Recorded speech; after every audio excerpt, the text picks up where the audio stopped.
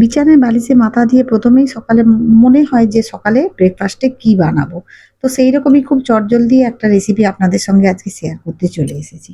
১ম এ গ্যাসে একটা কড়া বসিয়ে তাতে সামান্য তেল দিয়ে কালো জিরে আর কাঁচা লঙ্কা ফোড়ন দিয়ে দিলাম। তারপরে একটা মিডিয়াম সাইজের আলু এইভাবে একটু মোটা, মোটা করে কেটে রেখেছিলাম, আলুটা দিয়ে দিলাম। এবার আলুটাকে একটু ভাজা, ভাজা করে নেব ৩ থেকে ৪ মিনিট। গ্যাসের ফ্লেমটা কমিয়ে দিয়ে আলুটাকে একটু ভাজা, ভাজা করে নেব।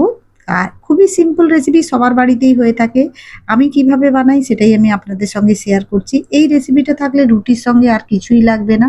আপনাদের খুবই ভালো লাগবে। আর যারা বানিয়ে থাকে তারা তো জানে এর স্বাদ কি, একদম ঘরোয়া, খুবই সিম্পল একটা রেসিপি। তারপরে এক বাটি বরবটি এখানে কেটে রেখেছিলাম। গরম পড়েছে মানে বরবটি তো পাওয়াই যাবে।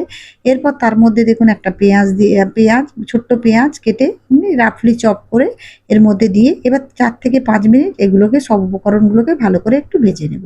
বরবটির যে সবুজ গন্ধটা আছে এইভাবে ভাজলে কিন্তু চলে যাবে। এরপর স্বাদমতো লবণ দিয়ে দিলাম। আলুটা আগে দিয়ে দিয়েছিলাম, কারণ না হলে আলুটা সেদ্ধ হতে সময় লাগবে।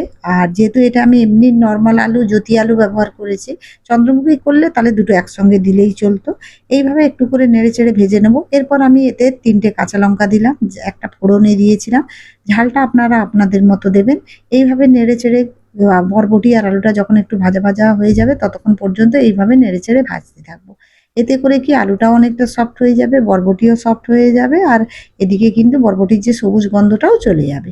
এরপর অল্প একটু হলুদ দিলাম আর একটু জিরে বাটা দিচ্ছি। আদা নেই কিন্তু, এটা শুধু জিরে বাটা। আপনাদের কাছে যদি জিরে গুঁড়ো থাকে অবশ্যই ইউজ করবেন। আমি বেশিরভাগ বেটে রান্না করি বলে, বেটে রাখি বলে এর মধ্যে দিয়ে দিলাম।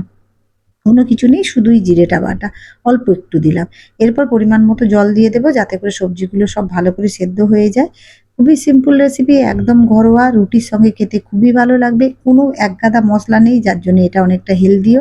এরপর আমি এতে কিন্তু অল্প চিনি দিচ্ছি, কারণ একটু মিষ্টি, মিষ্টি আমরা পছন্দ করি। যারা একটু মিষ্টি, মিষ্টি পছন্দ করেন অবশ্যই এতে একটু চিনি দেবেন। এরপর ঢাকা দিয়ে ৮ থেকে ১০ মিনিটের মতো হতে দেবো, যখন পর্যন্ত এই জলটা শুকিয়ে যাবে। এরপরে খুন্তির সাহায্যে আলুগুলোকে একটু ভেঙে, ভেঙে দেবো যাতে করে এটা এর সঙ্গে ভালো করে মিশে যায়। খেতে খুবই ভালো লাগে। যারা বানায় তারা জানে এর স্বাদ কি। একেবারে ঘরোয়া সিম্পল একটা রেসিপি।